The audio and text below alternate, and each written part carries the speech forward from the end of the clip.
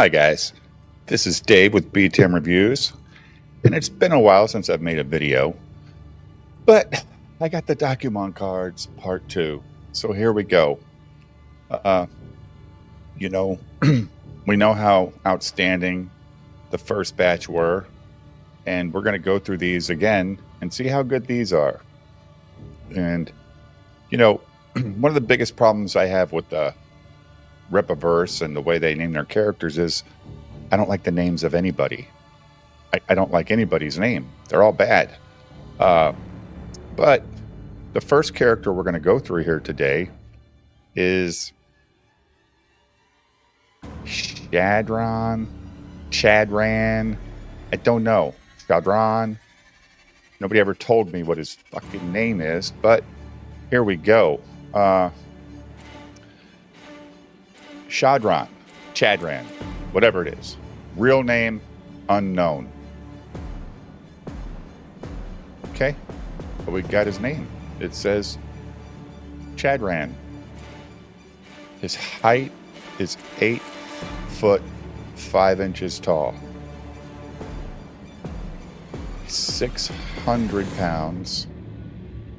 Birthplace unknown. First appearance ISOM number 2, June 2023.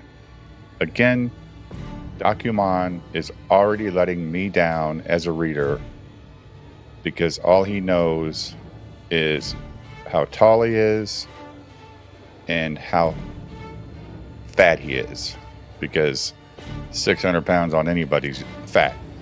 Sorry to say, I don't care if you're 8 foot 5 or 7 foot, 600 pounds is fat.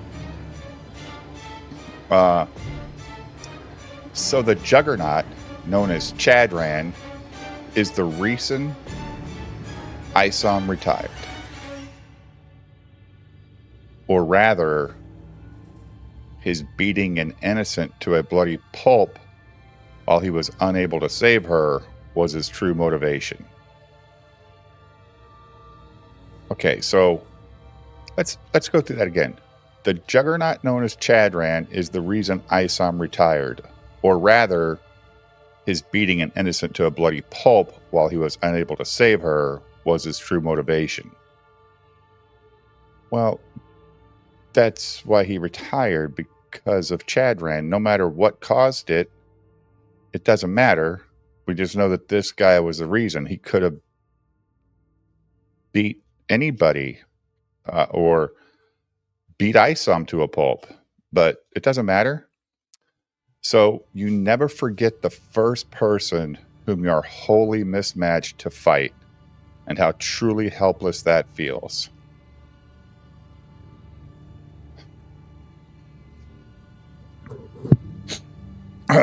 I wonder if he still hears her screams, sees those terrified eyes staring back at him, those pathetic pleas for help, before that horrible moment haunting him wherever he goes. Okay, I'm going to read that again. And I'm not even drinking, people. I wonder if he still hears her screams, sees those terrified eyes staring back at him, those pathetic pleas for help, before that horrible moment haunting him wherever he goes.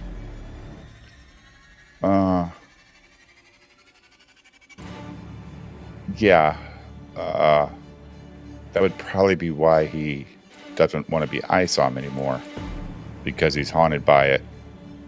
Documon. Maybe to finally put her soul to rest, he must continue his vocation to fight evil and protect the innocent. So is this card about Chadran, or is this card about ISOM and his fifis? I don't understand. Is this about Chadran? Because all we've heard about is ISOM being unable to cope with watching somebody else get their ass kicked, not even ISOM get his ass kicked.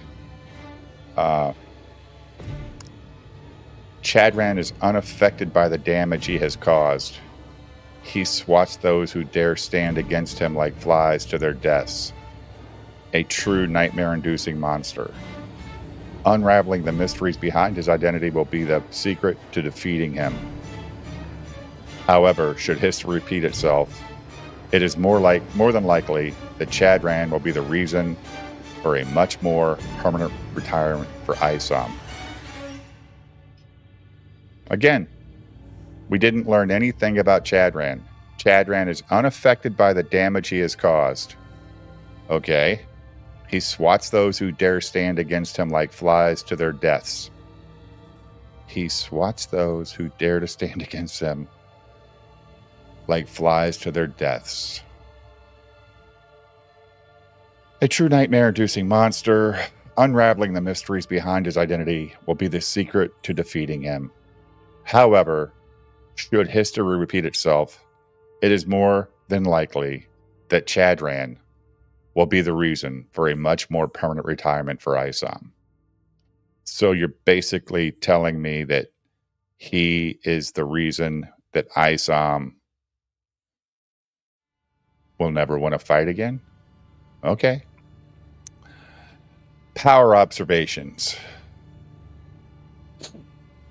Nearly invulnerable to physical attack, he seems more surprised than anything when he is attacked. Just chat. Audience, just think about how dumb that is. He's invulnerable to physical attack, but he's surprised when he gets attacked.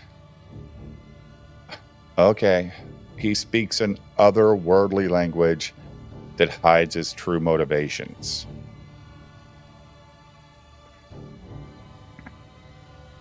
Because if you could understand the language of the bad guy, they always tell you their motivations, right? Isn't that how bad guys work?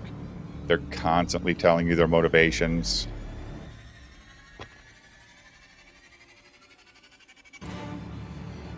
This is only the first card. Dear God, help me.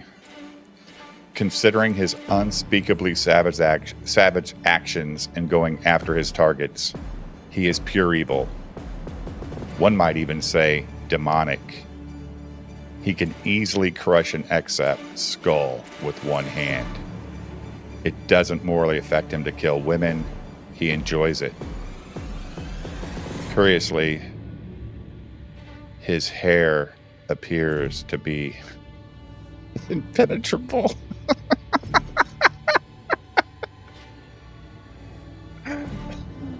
Okay. We got to read this again. Considering his unspeakably savage actions in going after his targets, he is pure evil. One might even say demonic. Okay. He can easily crush an Except's skull with one hand. All right, that's cool. He's 8'5", 600 pounds. You've told us most of the Excepts are 5'11" to 6'2", so probably they only weigh 200 pounds, maybe 210. It doesn't morally affect him to kill women.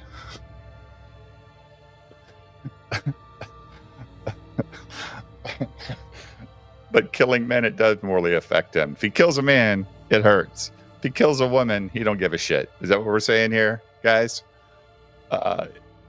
He enjoys it. Curiously, his hair appears to be impenetrable.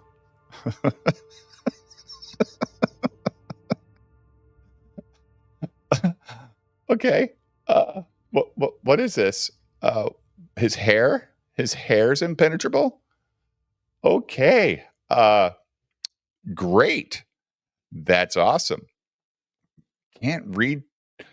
Oh my God. Can't wait to read the next one.